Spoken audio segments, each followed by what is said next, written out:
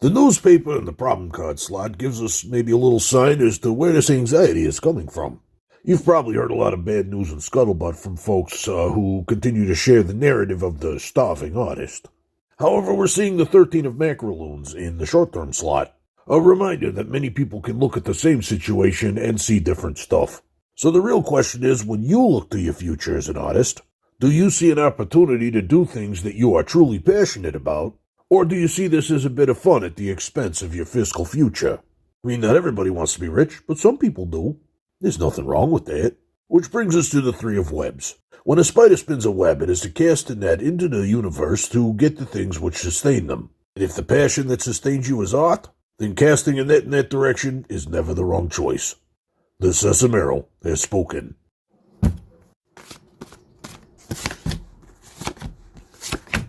The 17 of ladybugs in the problem slot suggests a focus on the needs of the many. A noble ideal in itself, but why does that put it in the problem slot? For answers, let's turn to the lemonade card in the short-term slot. Now, Zoe would love it if everybody enjoyed her lemonade. However, if Zoe was to give away the lemonade, she'd be doing so at the expense of her time, effort, and resources. This is why Zoe instead chooses to offer the lemonade at a reasonable price, an acknowledgement that her time, effort, and resources also hold value. And if Zoe doesn't get the time and resources to make lemonade, then nobody's getting lemonade. Now, the long-term solution is the mop. A firm and direct reminder that you should always prepare a space for yourself. Clearly, you are focused on making sure that your acts do good for other people. So, to paraphrase, do unto yourself as you would do for others. Be good to yourself. You deserve it. The Sesamerot has spoken.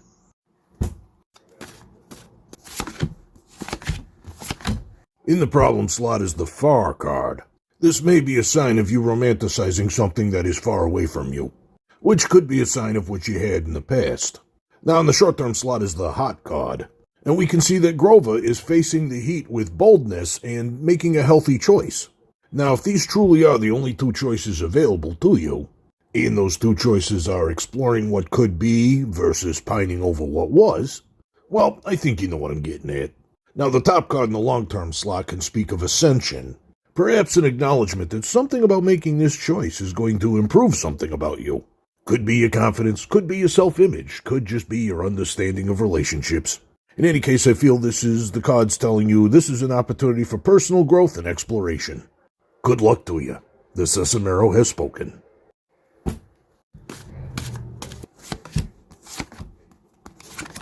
Now, the gray pentagon in the problem slot being followed immediately by Bert with his pentagon birdhouses is sort of like a direct answer right there. So we're looking for an inscrutable, intriguing mystery that somehow produces birdhouses with Bert holding a blue bird.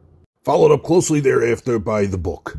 A nice, uncomplicated way of spreading information. So in other words, we have a secret to tell. It's a simple message, leaving out the whistles and bells, and it involves a bluebird that reveals a secret.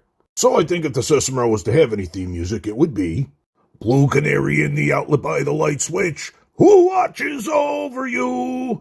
Make a little birdhouse in your soul. And not to put too fine a point on it, if you see the like, follow, and share, then get on it. 'Cause the Sesamerot told you so. In other words, the Sesamerot has spoken.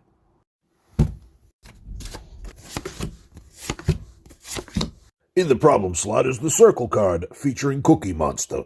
Now, for a variety of reasons, Cookie Monster has become the trickster figure in the Sesamerot, perhaps speaking to an anxiety that your dreams are trying to trick you into a false path. Or perhaps we're meant to see the Cookie Monster is lucky enough to be demonstrating circles with his favorite thing, a cookie.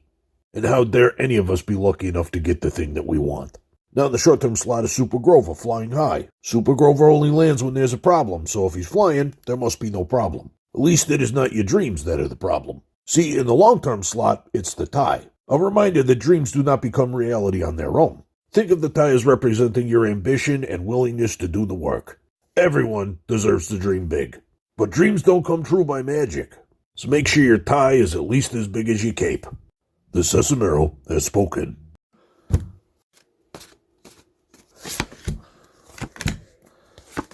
In the problem slot, we see the count pointing to the number 9. Now, this is an interesting card for a number of reasons. First, this is a card actually meant to demonstrate the letter N, not the number 9. Secondly, the count likes to count, but there are not 9 signs. There is only one sign pointing to the number 9. This may be a sign that we're going about this whole problem the wrong way. The purple rectangle speaks of rash emotional decisions made under pressure. Maybe this is an invitation to sort of look at this problem from another angle. Is it possible, for example, to make sacrifices and cut back on your expenses?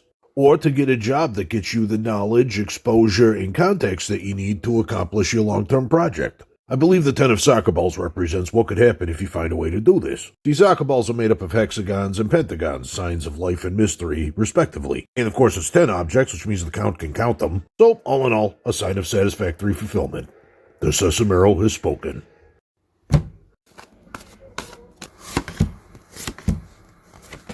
The big card in the problem slot suggests this is definitely not just hyperbole. That said, I find it interesting that all of Big Bird's solutions to this big problem involve Snuffy, his very good friend, with the big message being don't be afraid to lean on your friends. However, these cards also speak of making self-care a priority. For example, declutter your personal space and keep it neat. And don't forget to do things for yourself that feel cozy and comfortable, even if they don't make sense to others. And once you set up a routine, maintain it with consistency. Think of routine as like a ritual that you do every day to help you maintain a sense of normalcy. This is what will help you establish that baseline of mental wellness. From there, do everything in its appropriate place and time. Only worry about grades and finances when it's time to worry about grades and finances. And when it's not, don't. The Sesamerot has spoken.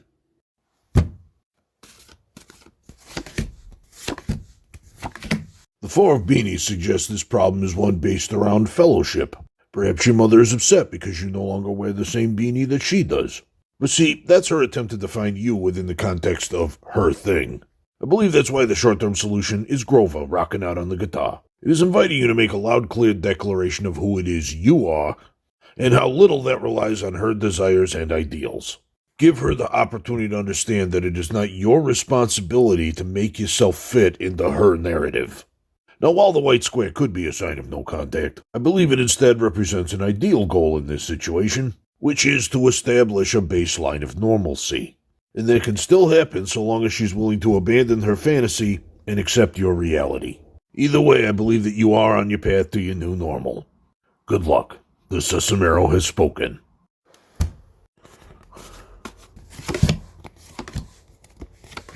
While the red triangle can be a sign of passionate thought, it is also the alchemical sign for fire or flames, and in the context of a man with moth-like qualities, could also mean that you're seeking signs of attraction, in which case you may be in luck, as the Sesamerot indicates Mothman's posterior has the potential power of 15 dump trucks. A lot of thang to back up. However, I believe the Three of Webs serves as a warning, for you see, Mothman is built for function, not form. And these glorious glutes are there to draw in and capture his prey. So if you do indeed hear the clapping of cheeks upon the night air, I would advise you to seek cover. They say the quickest route to a Mothman's heart is through his stomach. You are free to test that theory at your own risk. The Sesamerot has spoken.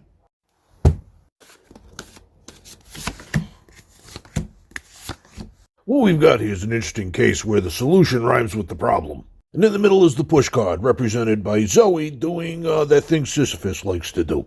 A Sisyphean task, if you will. I believe what's being said here is that regardless of which path you take, there's a great effort ahead of you. You can either choose to lead a double life and keep your true self bottled up, or live your truth very far away from your support network. In these situations, it's best to focus on what you stand to gain. The support of your family is nice to have, but is it worth having it if it's contingent upon you being unhappy? Meanwhile, self-sufficiency is difficult, but it gets easier over time. So I believe the message here is just take the work you're going to have to do as a given, and focus instead on what you want the results of that work to be. Because either way, you will reap what you sow. The Sesamerot has spoken.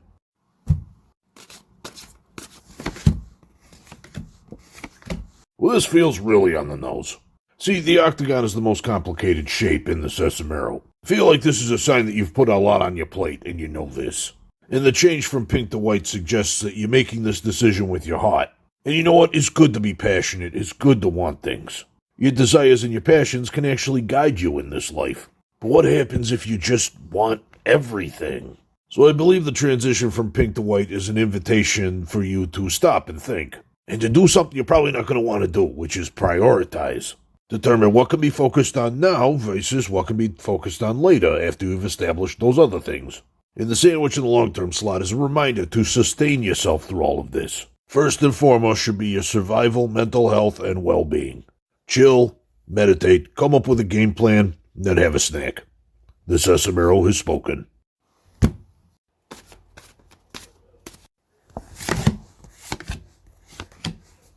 The full card in the problem slot is pretty cut and dry. You have had your fill of this self-serving behavior coming from other people. Now, in the short-term slot, we're seeing a ducky at the top of a ladder. I believe this is a sign that you need to acknowledge why people are taking you for granted in the first place. It's because you are the go-to person for all the things they keep asking you to do, and you have been undervaluing your contribution towards their goals. So the first and most important step is to know your worth. Politely but firmly refuse to sell yourself short. Now in the long-term slot is the Four of Beanies, a sign that you need to work towards being seen as a peer and not a resource.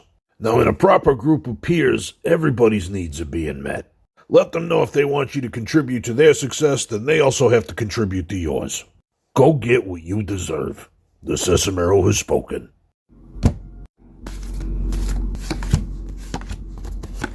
In the problem slot is the low Super Grover.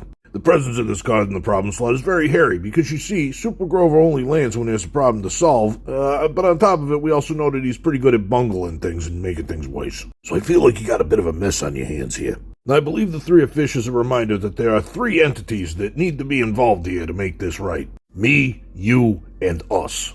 Your desire to mend things is a good start. That's one. Number two is that your birth giver should share this desire. And number three is that it has to be a shared desire to get to the same place. It also means both of you may have to compromise on some points. Now, if you're willing to meet that problem head on as a school of three fish, then the nearness you desire can most certainly happen. Just remember, be patient. You may bungle it a couple times before you get it right. You might not get it right immediately, but keep trying and you'll get it right eventually. The Sesamerot has spoken.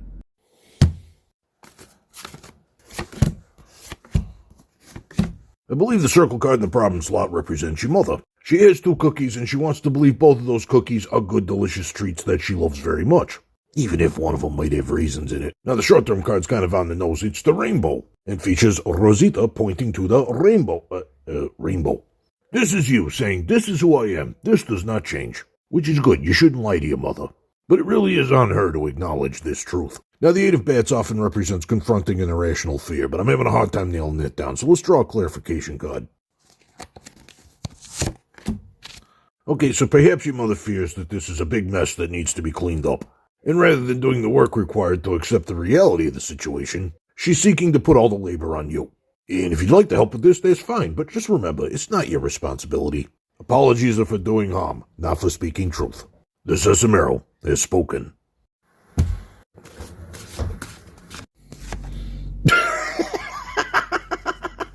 Alright, so when I first saw the night card come up, I won't lie, I thought the Sesamerot was saying, yeah, this is a problem. However, after reading the full spread, I think it's just the Sesamerot reading the question aloud. See, the short-term slot is the top card, which sort of indicates that nighttime is actually the best time to do it. I mean, for one thing, there's less traffic. And think of all the interesting stories you leave in your wake every time you stop for drive-thru. And speaking of drive-thru, the long-term slot is the dish card, which, to continue the trend of on-the-nose cards in this draw here, is a pretty clear indication that, hey, you need to eat too.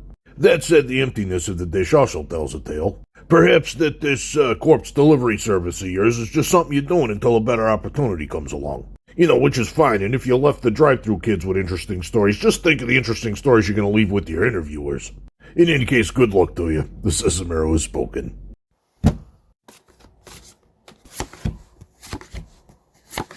The problem is given context by the day card. Ernie looks outside, sees it's a bright sunny day with many possibilities. But where to start? Now in the short-term slot we have the 12 of Doodlebugs. Notice how the Doodlebugs have arranged themselves in a way that sort of forms a cohesive group dynamic. I believe this is a sign that your dreams, and indeed your total life path, do not exist in a vacuum. I believe this is a sign to consider the sort of people you'd like to surround yourself with on your life path, and focus on the aspirations that will lead you towards those opportunities. Then, with that path chosen, we look to the long-term slot, which is the hat. A nice wide-brimmed hat is a good thing to wear on a sunny day. I believe this is a reminder that you will need to prepare for and dress for whatever path you choose. I mean, why become a scientist if you're not going to look any good in a lab coat? And if your aspirations include a lot of cool t-shirts, then hey, check my bio. I might be able to help you out. Good luck. The Sesamerot has spoken.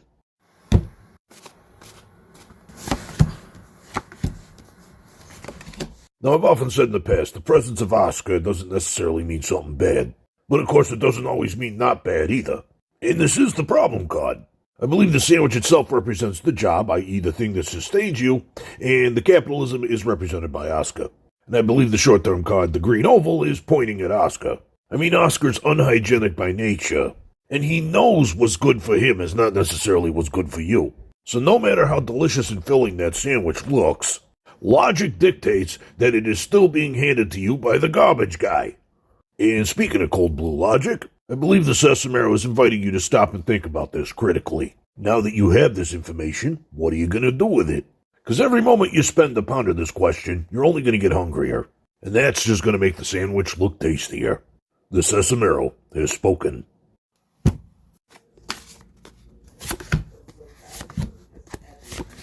The pull card in the problem slot shows that you got a lot of work ahead of you. This is not to discourage you. This is to say, be prepared. Because let's face it, any honorable goal is worth the effort. Speaking of effort, it's easier to not do a thing if you're using that energy you would have done to do the thing on something else. Which is why I believe the guitar card in the short-term slot is inviting you to take up a hobby. Something perhaps that will occupy your mind and give you a place to focus your thoughts. Plus, I can speak from personal experience, art supplies are a much better investment than tobacco. Finally, we come to the long-term slot, the watch. A simple reminder that these things take time. Habits are hard to break, and it doesn't happen overnight, so be patient with yourself. Addiction, like many maladies, requires time to heal. Be good to yourself. The Sesamerot has spoken.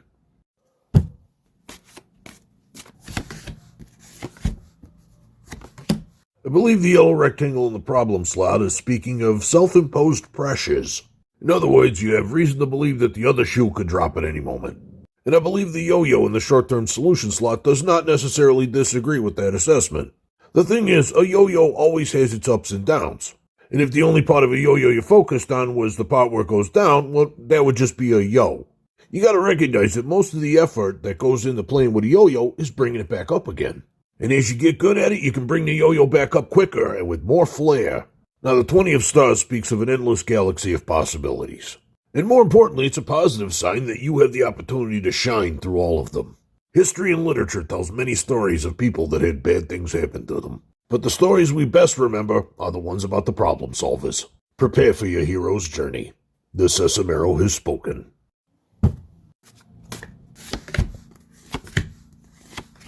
The X-ray in the problem slot redefines the question. Basically, we're looking for a creepy way to cause extinction. The Sesamerot has indeed been handed a grave task. In the short-term slot is the Three of Fishes, a reminder that if you're going to do this, you're probably not going to be able to do it alone. One haunted Furby may not be enough, you may need at least three. And they must be haunted by a diverse pool of souls. A wide spectrum of harrowing experiences to be drawn from. After all, dooming an entire planet's ecosystem is not what you'd call a straightforward process. You gotta be ready to quickly maneuver around unexpected snags in the plan. Then in the long-term slot, we got the orange hexagon. Now, the hexagon is a sign of life, and orange is not what I'd call the best color, given the circumstances. So yeah, I think a haunted committee driving a long Furby could get the job done. The Sesamerot has spoken, and may Henson have mercy on our souls.